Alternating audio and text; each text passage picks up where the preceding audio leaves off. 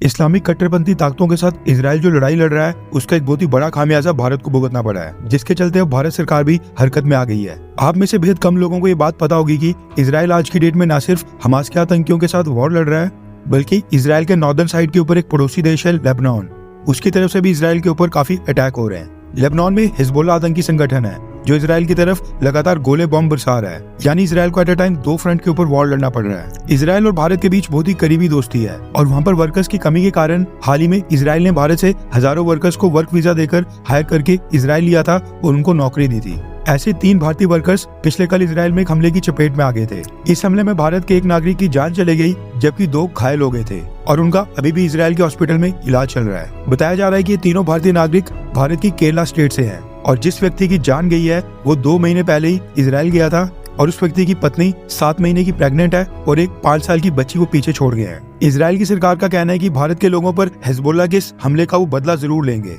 और हिजबुल्लाह आतंकी संगठन को भी इसकी भारी कीमत चुकानी पड़ेगी। माना जा रहा है कि इजराइल हिजबुल्लाह के ऊपर अब और भी आक्रामक होगा, क्योंकि इस पर सिविलियंस को टारगेट किया गया है, सिविलियंस भी भारत के, जिसके साथ इजराइल के आज की डेट में बहुत ही मजबूत संबंध है। लेकिन इस बीच मोदी सरकार भी पूरी तरह से हरकत में आ गई है। इजराइल के अंदर आज की डेट में हजारों भारतीय लोग वहाँ पर वर्क वीजा के ऊपर जॉब्स कर रहे हैं। उन सभी भारतीय लोगों के लिए भारतीय सरकार की तरफ से एक चेतावनी जारी करके उनको अलर्ट किया गया है। इजराइल में स्थित भारत की एम्बेसी ने सिक्योरिटी सिचुएशन का हवाला देते हुए पिछले कल एक एडवाइजरी जारी की है, जिसमें इजराइल में रह रहे भारतीय लोगों से कहा गया है कि वो सभी इजराइल के बॉर्डर एरिया से दूर रहें और जो भी लोग इस समय इजराइल के बॉर्डर एरियाज के पास रह रहे हैं या फिर किसी भी कारण से बॉर्डर एरियाज के पास वहां पर विजिट करने गए हैं, वो अपने आप को जल्द से जल्द रिलोकेट करके किसी सेफ जगह के ऊपर चले जाएं। इसके साथ ही भारत की एम्बेसी ने 24 घंटे एक्टिवेट रहने वाला हेल्पलाइन नंबर भी जारी किया है और इजराइल में भारत के लोगों से कहा है कि अगर उनको किसी भी चीज की दिक्कत आ रही है तो वो इस हेल्पलाइन नंबर के ऊपर कॉल करें और एम्बेसी के अधिकारियों से बात करके उनसे मदद लें। हमास के साथ युद्ध के बावजूद